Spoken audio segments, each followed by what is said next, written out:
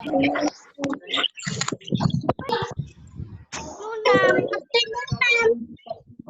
afternoon. Good afternoon, ma'am. Yeah, good afternoon. Good afternoon, ma'am. Good afternoon, Good afternoon. Good afternoon, everyone.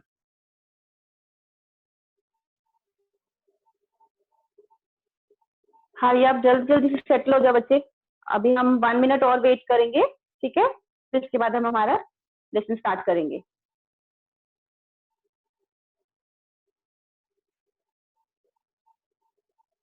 Hurry up, adjust yourself.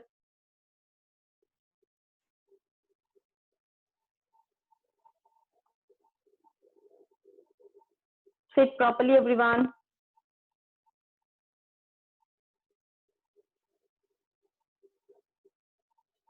Sit properly, sit quietly.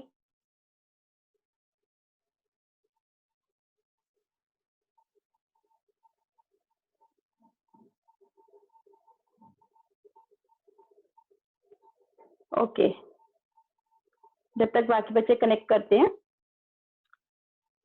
हम थोड़ा start करते हैं।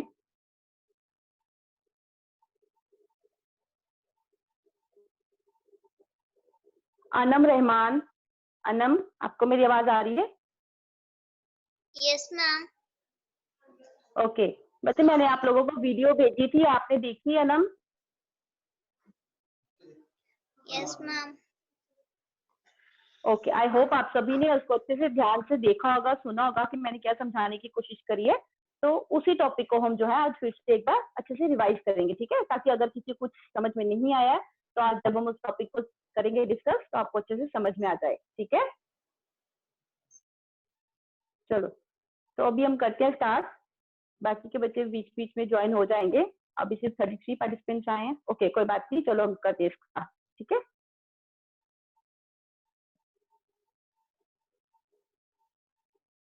चलो, तो आपका जो पहला लेसन आपने ग्रामर में पढ़ा था, क्या पढ़ा था बच्चे? भाषा, है ना? हमने क्या पढ़ा था? भाषा। और भाषा में क्या पढ़ा था आपने कि भाषा क्या होती है? जो हम अपने विचारों का आदान प्रदान करते हैं, है ना? हम अपने विचारों का क्या है, उसको हम क्या बोलते हैं? भाषा बोलते हैं। उसके बाद हमने पढ़ा था कि भाषा के कौन कौन से रूप होते हैं? 2 रूप होते हैं ना, मौखिक और लिखित। 2 रूप पढ़े थे ना आपने भाषा के। तो उस तरीके से हमने क्या पढ़ना है कि भाषा के 2 रूप होते हैं, कौन से? एक मौखिक और लिखित। तो क्योंकि हम हिंदी पढ़ रहे हैं तो हम सिर्फ हिंदी को लिखने के बारे में ही आज पढ़ेंगे, ठीक है? तो हिंदी का लिखित रूप हम कैसे कैसे लिखते हैं? हम हिंदी हम क्या इस्तेमाल करते हैं? कुछ चिन्ह, कुछ सिंबल्स इस्तेमाल करते हैं ना हिंदी को लिखने के लिए।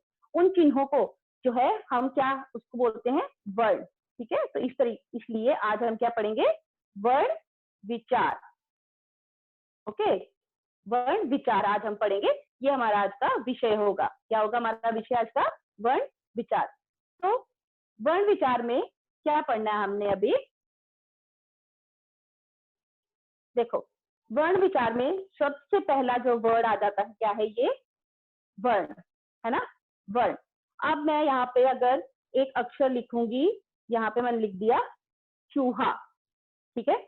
अगर हम पूरा एक सेंटेंस लिखिए चूहा जा रहा है, तो उसको मैंने सेंटेंस को अगर मैंने तोड़ के लिखना हो, चूहा अलग, जा अलग, रहा अलग और है अलग, सारे वर्ड को अलग अलग कर दिया, शब्दों को।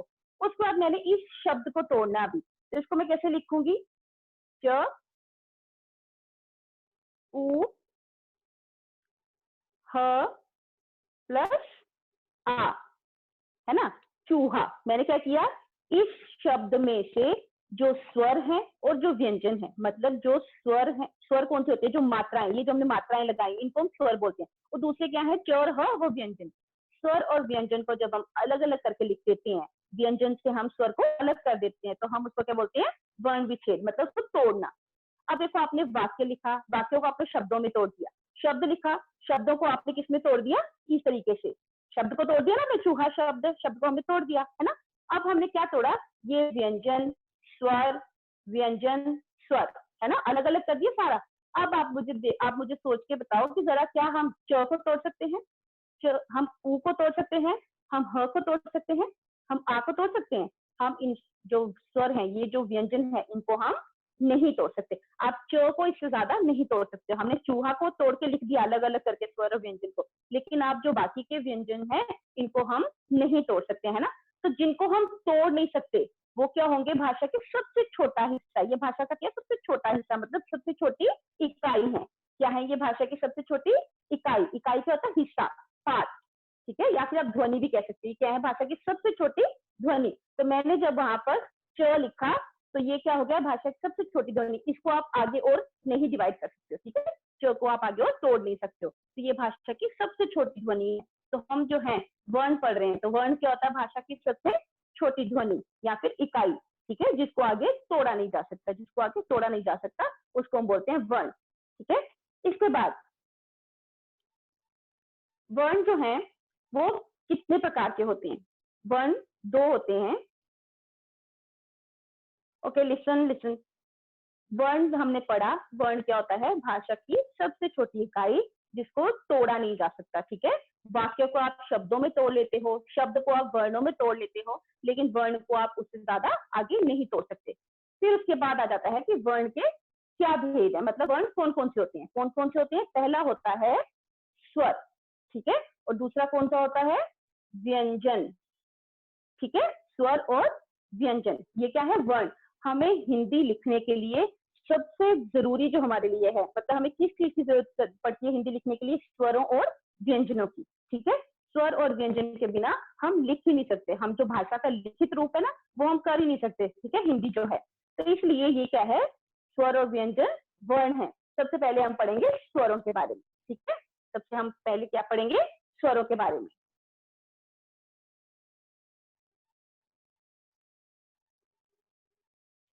स्वर, स्वर बच्चे आपको पता है कौन कौन से होते हैं, है ना। आई होप कि आपको याद होगा। मैं एक बार फिर से आपको लिख के जो है वो दिखा देती हूँ ताकि आपको याद आ जाए। फटाफट से ध्यान देखो कि स्वर कौन कौन से होते हैं। अ, आ, इ, ई, उ, ऊ। उसके बाद क्या आ जाता है? री, री मतलब ऋषि। फिर आ जाता है ए, आए, ओ, आओ, ठीक है। ये क्या है? हमारे पास स्वर है, ठीक है। ये क्या है? हमारे पास स्वर। और अगर आप इनको गिनकर देखोगे कितने हैं? 1 2 3 4 5 6 7 8 9 10 11। कितने स्वर है हमारे पास? 11। मतलब हिंदी में स्वर कितने होते हैं? 11, मतलब 11, ठीक है। 11 हमारे पास स्वर होते हैं। लेकिन अगर कोई आपको पूछे कि मात्राएं कितनी होती हैं, तो आप कितनी बोलोगे? 10। मात्राएं कितनी होती हैं? 10। क्यों 10?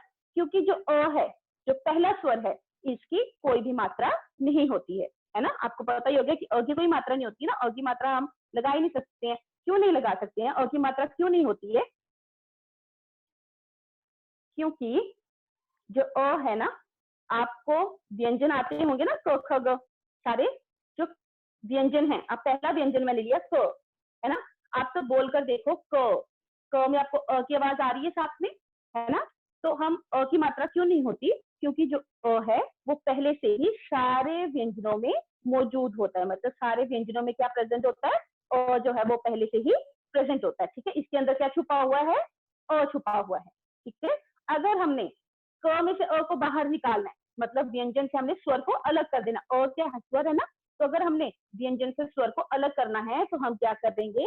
क के नीचे हलंत लगा देंगे। हलंत क्या होता है? ये जो आप नीचे पीली लाइन देख रहे हैं, तिरछी रेखा, मतलब स्लांटिंग लाइन छोटी सी, इसको हम क्या बोलते हैं? हलंत बोलते हैं, ठीक है। तो हम क के नीचे हलंत लगा देंगे। जब हमने हलंत लगाया, इसका मतलब होता है कि इसके अंदर अ नहीं है, मतलब अरहित।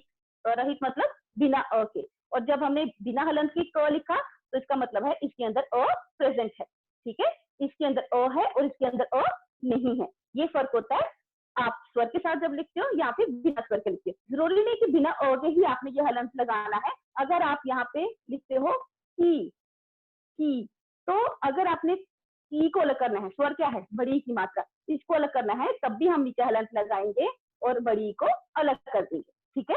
तब भी हम हलंत लगाएंगे। जब भी हम व्यंजन से किसी भी स्वर को अलग करते हैं, मतलब कोई भी मात्रा को अलग करते हैं, तो हम उसके नीचे क्या लगा देते हैं, हलंत लगा देते हैं। ठीक है,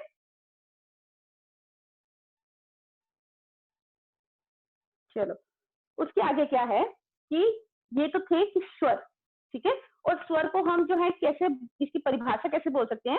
स्वर क्या होते हैं, जिनको बोलने के लिए हमें किसी की सहायता नहीं लेनी पड़ती है। स्वर क्या होते हैं, जिनको बोलने के लिए हमें किसी की सहायता नहीं लेनी पड़ती है। जैसे आपने अगर आ बोलना है तो आप बहुत आराम से आपके गले से साउंड जो है वो बाहर आ जाएगा, ध्वनि जो है आपके गले से आराम से बाहर निकल सकती है। ठीक है, तो उनको हम बोलते हैं स्वर। और स्वरों की क्या होती है, मात्राएं होती हैं। मात्राएं आपको आई होप आती होंगी सभी को अच्छे से मात्राएं।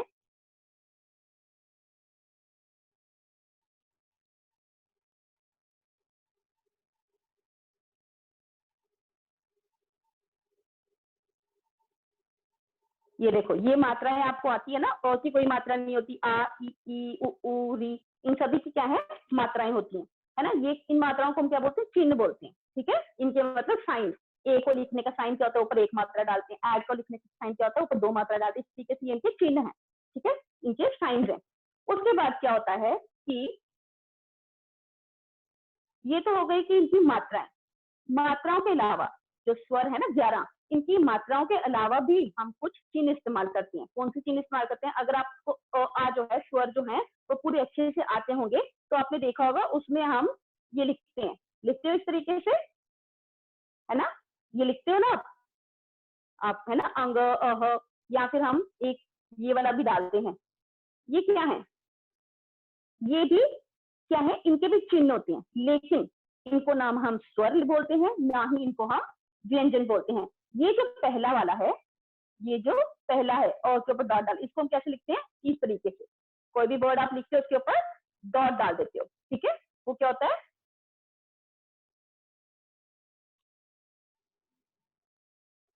इस तरीके से हम डॉट डाल के लिखते हैं। ठीक है, तो जैसे आपने अगर मंदिर लिखा, मंदिर,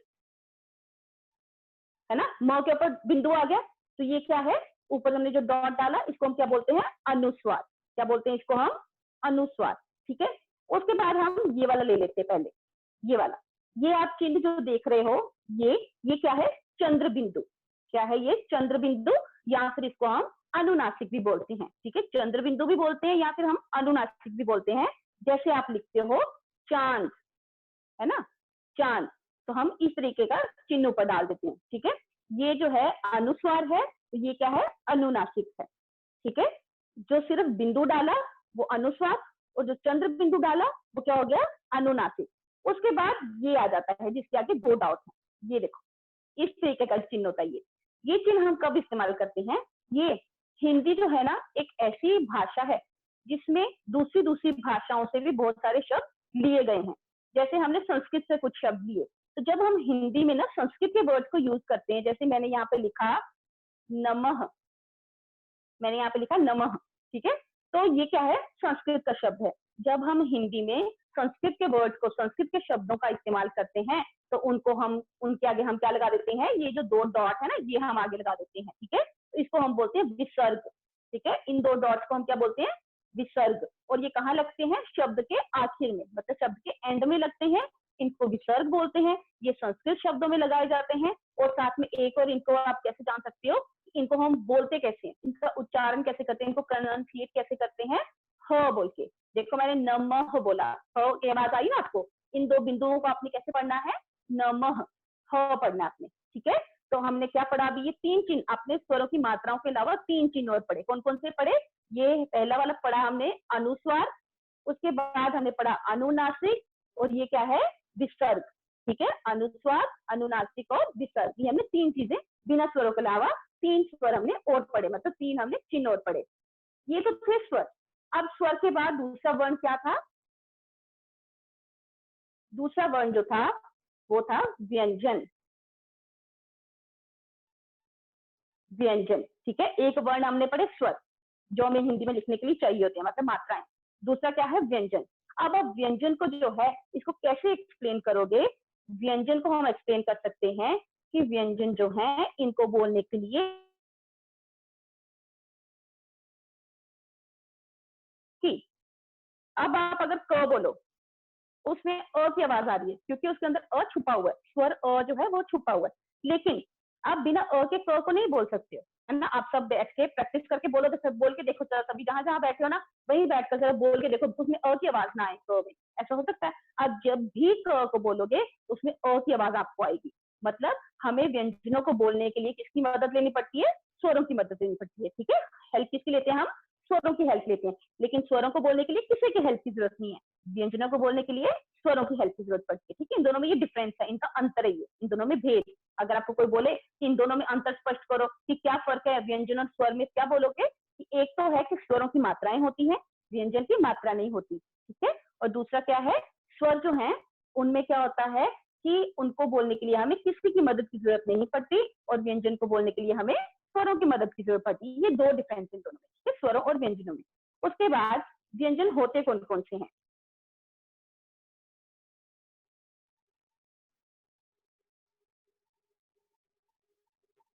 देखो, ये आपको स्क्रीन पे दिख रहा है, क ख ग घ य, है ना। ये जो नीचे लाइन खींची है ना हलंत, इसका क्या मतलब है कि इनके अंदर अ नहीं है, तो इनको मैं बिना अ के तो रीड कर नहीं सकती हूँ, है ना। तो मैं उसी तरीके से रीड कर रही हूँ कि जिससे इनमें अ है। हम लिख सकते हैं बिना अ के, लेकिन हम बोल नहीं सकते बिना अ के, ठीक है। बिना स्वर के हम व्यंजन को बोल नहीं सकते, लिख जरूर सकते हैं, ठीक है। तो मैं इनको उसी तरीके से रीड करूंगी जैसे इनको बोला जा सकता है।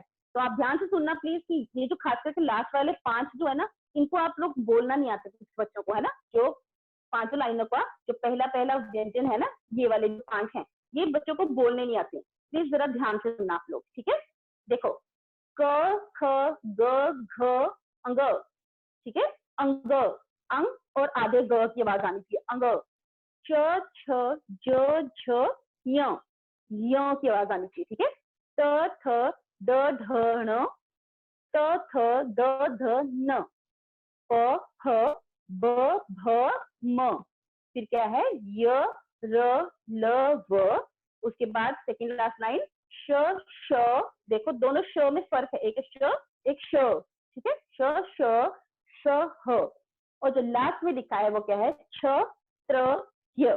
अब यहाँ पे ध्यान देने वाली बात क्या है कि ये जो लास्ट वाले बच्चे 4 वर्ण आप पढ़ रहे हो ना, छ त्र य श, इनको हम क्या बोलते हैं, ये मैं आपको समझा देती हूँ।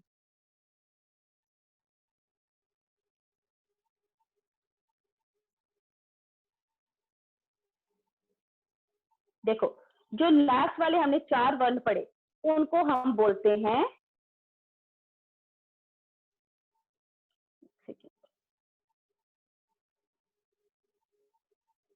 संयुक्ताक्षर।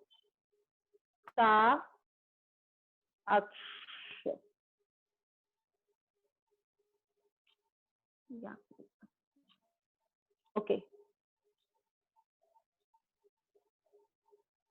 आई होप अब क्लियर होगा। संयुक्ताक्षर, ठीक है, संयुक्ताक्षर। यानी कि संयुक्ताक्षर का क्या मतलब हुआ? संयुक्त का अर्थ होता है मिलाया हुआ, मतलब जुड़ा हुआ। क्यों जुड़ा हुआ बोल रहे हैं इनको? क्योंकि जैसे हमने पहला संयुक्त अक्षर देखा छ, लास्ट वाले जो 4 है ना, हिंदी में सिर्फ 4 ही संयुक्त अक्षर होते हैं, ठीक है। हिंदी में 4 ही संयुक्त अक्षर होते हैं, कौन से? छ, त्र, य और श्र। पहला है छ, ठीक है। ये जो छ है ना, पहला वाला, इसको कैसे लिखते हैं हम? ये दो व्यंजनों को जोड़ के बनाया है। आधा क, आधा क क्यों बोला मैंने? क्योंकि मैंने नीचे हलंत डाला, इसके अंदर अ नहीं है, इसके अंदर क्या नहीं है? अ नहीं है, ठीक है। और पूरा श। तो ये जो छ बना, ये दो व्यंजनों को जोड़कर बना, ठीक है। ये जो छ बना, ये दो व्यंजनों को जोड़ के बना। कौन कौन से व्यंजन? क और श को। तो जो व्यंजन दो व्यंजनों को जोड़कर बनता है ना, उसको हम बोलते हैं संयुक्त अक्षर, ठीक है। उसको हम क्या बोलते हैं? संयुक्त अक्षर। संयुक्त का मतलब होता है मिलाना। अक्षर हो गया वर्ण, जिस वर्ण को हमने दो वर्ण को मिला के बनाया ना, वो क्या बन गया? संयुक्त अक्षर, ठीक है। उसके बाद बच्चे प्लीज चैट में आप लोग ये इमोजीज बना के मत भेजो। अब जिसने भी चैट में कुछ भी एक्स्ट्रा भेजा ना, मैंने उसको रिमूव कर देना है मीटिंग से। अभी कोई कुछ भी चैट में नहीं लिखेगा प्लीज, ओके, ठीक है। ये पहला था छ। छ कैसे बनता है? क और श को जोड़ने से। उसके बाद है त्र। त्र, देखो आवाज आ रही है आपको त र की, है ना। त और किसकी? र की। तो जो त्र है, ये किसको जोड़ने से बना? त और र को, दो व्यंजनों को हमने जोड़ा तो त्र बन गया, ठीक है। उसके बाद छ, त्र, और उसके बाद कौन सा आ गया? य। ज्य, ठीक है। अब ज्य जो है वो कैसे बना, ज उसके साथ य, ज और य को मिलाकर क्या बन गया, ज्य बन गया, ठीक है। ये भी बन गया दो व्यंजनों को मिला के। और जो चौथा संयुक्त अक्षर है, संयुक्त व्यंजन है, वो क्या है, श्र। श्र, आवाज आ रही है आपको श र की, श और र। देखो श्र हमने बोला, हमें श आधा सुनाई दे रहा है, इसलिए इसके नीचे हम हलंत लगाएंगे, मतलब उसमें अ नहीं है। अगर मैं शर बोलती, शर, तो फिर हमें श पूरा सुनाई देता है ना।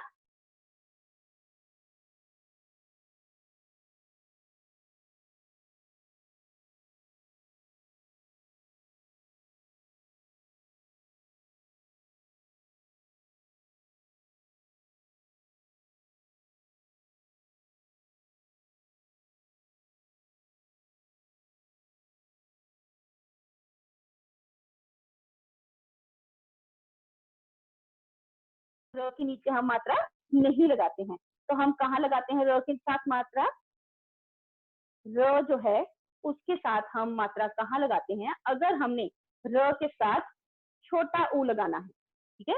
अगर हमने र के साथ छोटा ऊ लगाना है तो हम इसको लिखेंगे इस तरीके से, ठीक है। ये है छोटा ऊ।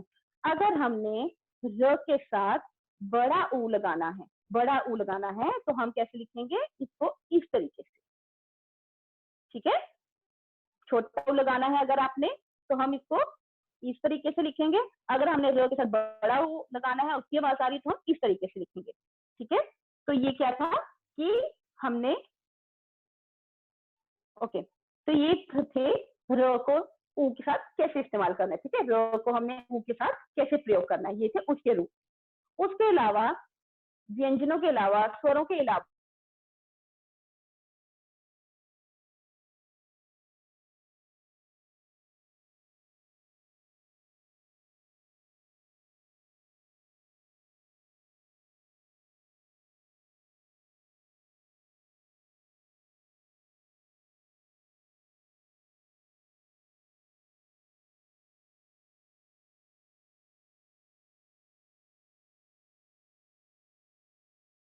ये क्या लगाती है, ये, ठीक है। आपको ऊपर चिन्ह दिख रहा है ना चंद्र का, चंद्र को हम क्या बोलते हैं, ये जो ऊपर साइन डाला है, इसके बीच में डॉट नहीं लिखना है, सिर्फ चंद्र बनाना है, इसको हम सिर्फ चंद्र बोलते हैं, ठीक है। इसका प्रयोग कैसे होता है, आप देखो, आप ऑफिस लिखते हो, इंग्लिश वर्ड है ऑफिस, है ना, उसको हम हिंदी में लिखेंगे, तो हम कैसे लिखेंगे उसको, ऑफिस, बन गया ये ऊपर ऑफ। अगर मैंने यहाँ पे अंग्रेजी वर्ड डॉक्टर, इसको भी लिखा हिंदी में, हम हिंदी में ऐसे लिखते हैं ना, डॉक्टर, फिर से ऊपर देखो ये वाला चिन्ह आ गया।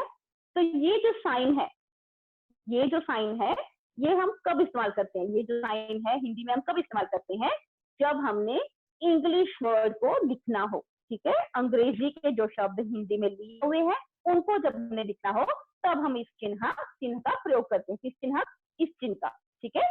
सिर्फ आधा चांद बना देना आपने, ठीक है। ऑफिस, डॉक्टर, या फिर देखो आप स्कूल का नाम लिखते हो, कार्मल कॉन्वेंट लिखते हो, कॉन्वेंट, है ना, उसमें और की आवाज आ रही है आपको कॉन्वेंट में, तो हम कैसे लिखेंगे, कॉन्वेंट।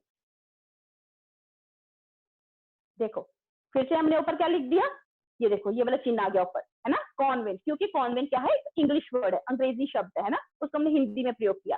तो जितने भी इंग्लिश के वर्ड हिंदी में आ जाते हैं ना, उनमें जब ऑ की आवाज आती है, तो हम ये वाला चिन्ह लिखते हैं, ठीक है। संस्कृत का हो गया, अंग्रेजी का हो गया। अब उसके बाद आ जाता है उर्दू के शब्द, जो हिंदी में उर्दू के शब्द इस्तेमाल हम करते हैं। ज्यादातर हिंदी में हम उर्दू के शब्द जो इस्तेमाल करते हैं, उनमें सिर्फ दो ही जगह पे जो लिखते हो आप, या फिर ह लिखते हो, सॉरी ह नहीं, फ लिखते हो, ठीक है, फ लिखते हो फ।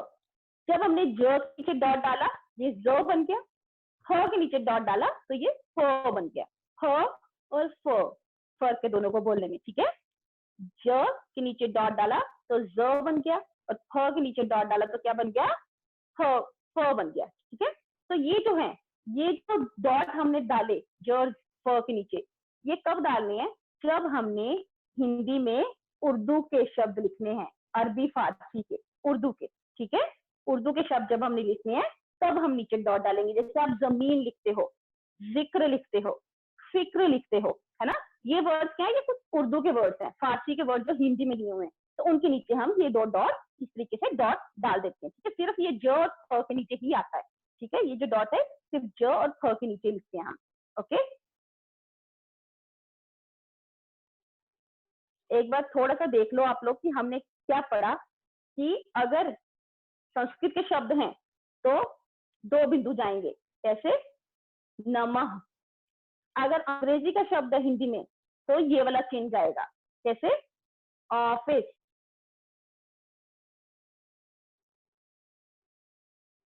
ऑफिस। उसके बाद अगर हमारे पास है उर्दू का शब्द तो नीचे जाएगा डॉट, जैसे जमीन। ठीक है, इसको हम जमीन नहीं बोलेंगे, इसको हम जमीन बोलेंगे। ये ज है, जब नीचे डॉट आ जाता है तो वो ज बन जाता है। तो इस तरीके से ये कुछ चिन्ह है। और हलंत मैंने आपको बताया, हलंत जो है सिंपल सी लाइन हमने खींचनी होती है नीचे शब्द के। ये क्या होता है? इसका मतलब होता है स्वर रहित, मतलब अ के बिना। ठीक है, ये जो क मैंने लिखा है ये अ के बिना है, इसके अंदर अ नहीं है। ठीक है, तो ये थे अलग स्वर, हमारे पास व्यंजन, और उनके अलावा कुछ और जो हम हिंदी में लिखने के लिए चिन्हों का इस्तेमाल करते हैं, प्रयोग करते हैं।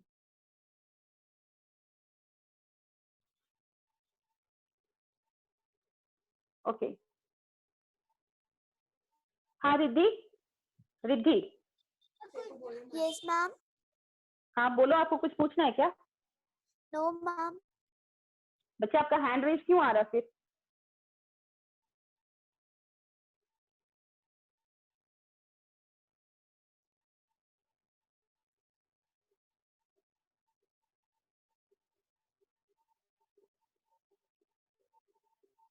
ओके, आपकी चैट्स में चेक कर रही हूँ, मुझे कोई भी क्वेश्चन इसके अंदर नहीं दिख रहा है अभी तक। सिर्फ आपने बस गुड आफ्टरनून, गुड आफ्टरनून।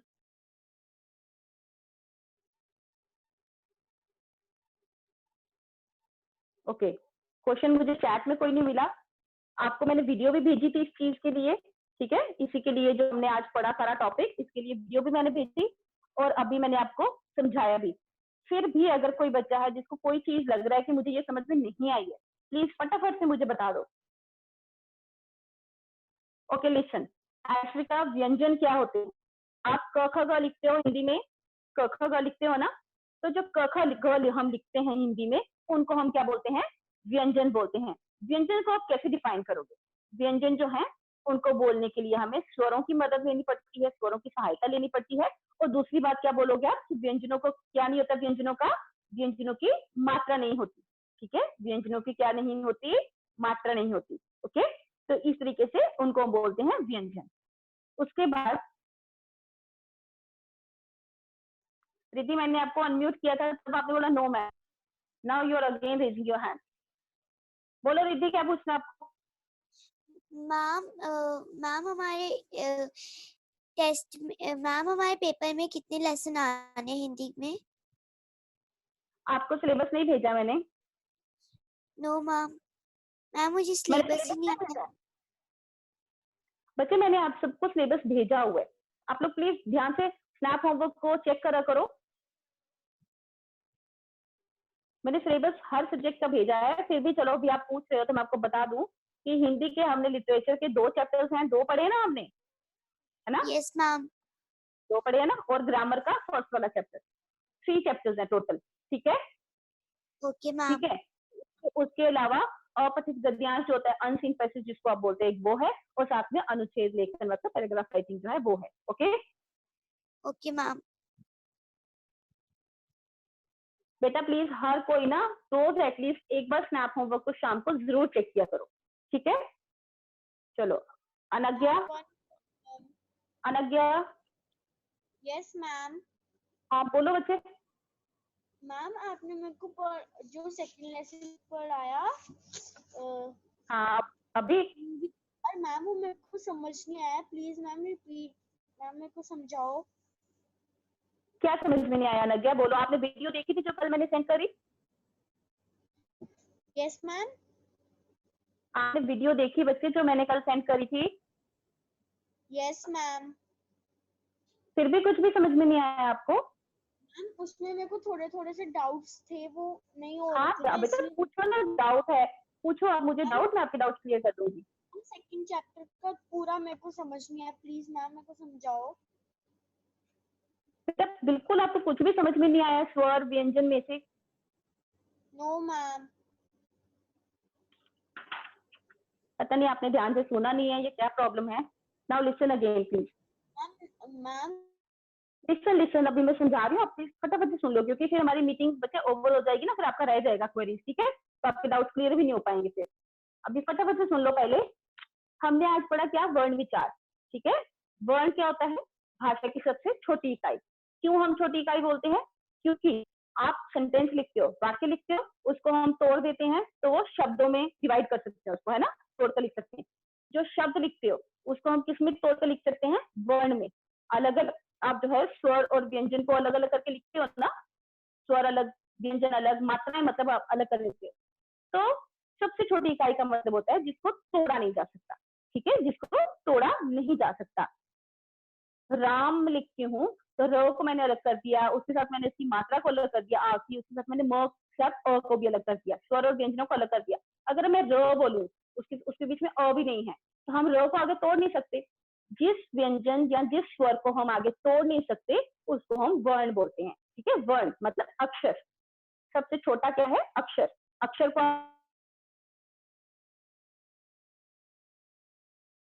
ध्वनि कुछ भी बोलो आप दोनों में से, ठीक है?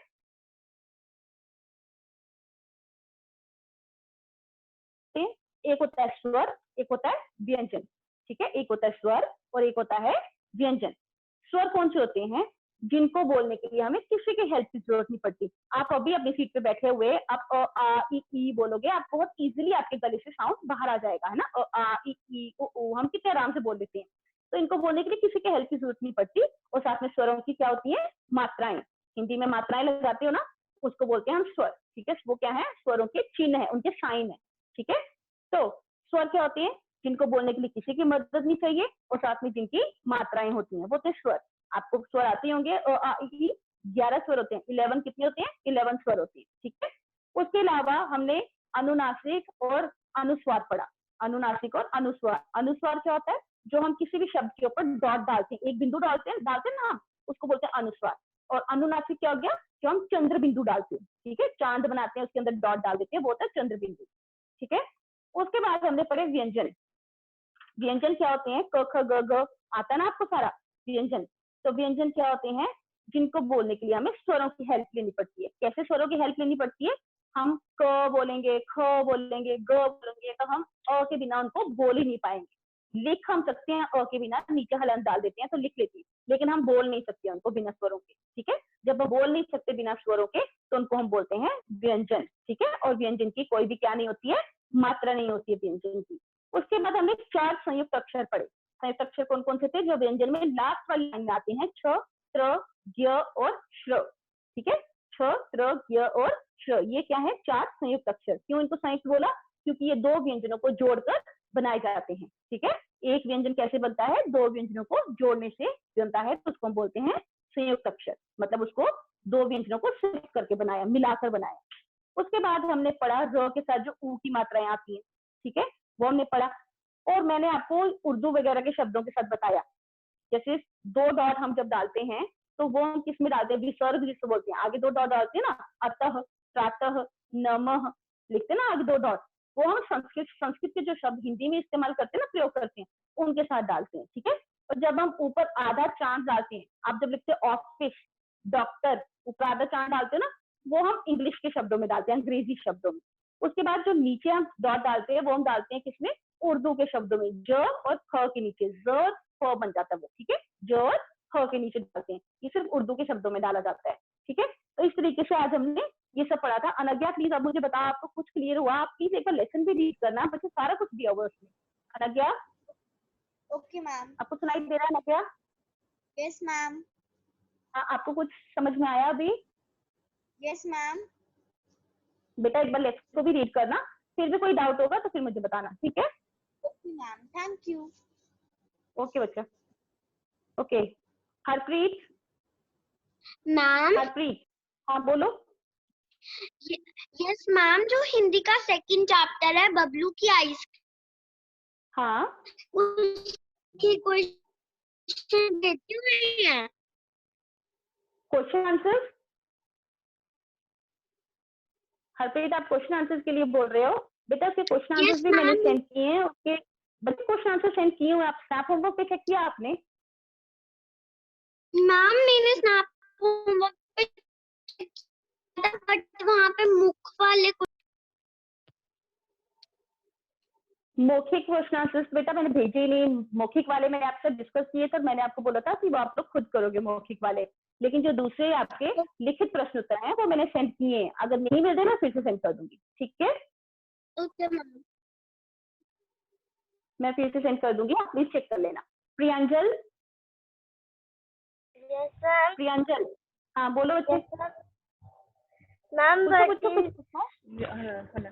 मैम बट इज हलंत। हलंत बेटा हम जब किसी भी अक्षर के नीचे जो है एक लाइन, छोटी सी टेढ़ी लाइन डालते हैं ना, छोटी सी तिरछी रेखा, टेढ़ी लाइन डालते हैं, उसको बोलते हैं हलंत। हलंत हम कब लगाते हैं? जब हमने व्यंजन, आपको पता ना क ख ग घ ञ सारे जो है ये व्यंजन है, और हर एक व्यंजन में क्या है? अ है।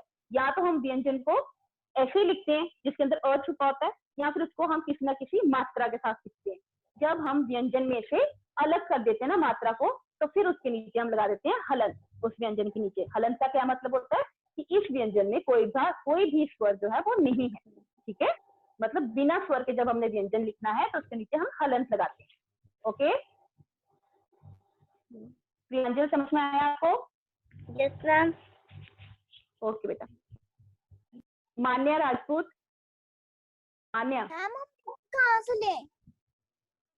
यस, मैम हाँ हमें बुक्स कहाँ से मिलेंगी? बेटा बुक आप लोगों को कच्ची छावनी में साहित्य संगम नाम की एक दुकान है, शॉप है, वहां से आपको बुक्स मिल सकती है, ठीक है? पर वहाँ पे तो सारी जगह बंद है बाहर से। नहीं बेटा, बुक्स लेने जा सकते हो बच्चे, जा सकते हो बुक्स लेना, पापा को बोलना वो लेके आएंगे।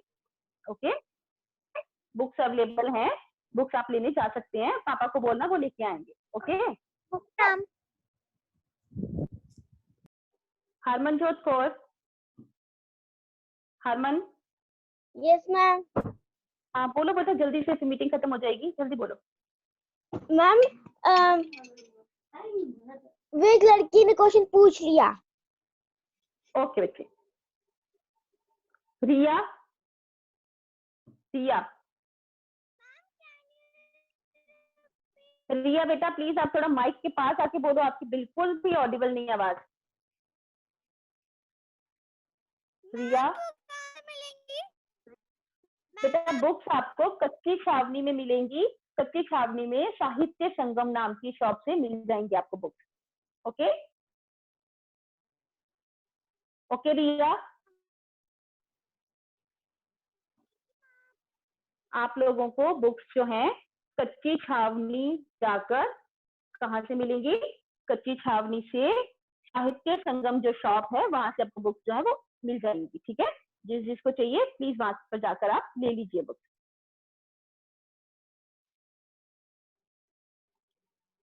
ओके आई होप कि सभी को क्लियर हो गया होगा लेसन। बच्चे जिसको कुछ समझ में नहीं भी आया ना, प्लीज वीडियो को बार बार देखो, ठीक है? जो मैंने वीडियो सेंड करी है ना कल की आपको, उसको बार बार देखो, ठीक है? ताकि आपको लेसन में अगर कोई डाउट भी है तो वो क्लियर हो जाए। फिर भी अगर कोई डाउट रह जाता है तो प्लीज मुझे बता देना। ओके चलो आई होप अभी सभी को क्लियर हो गया होगा। इसकी बुक एक्सरसाइज जो है वो मैं आपको सेंड कर दूंगी, ठीक है? अब मैं मीटिंग खत्म करती हूँ।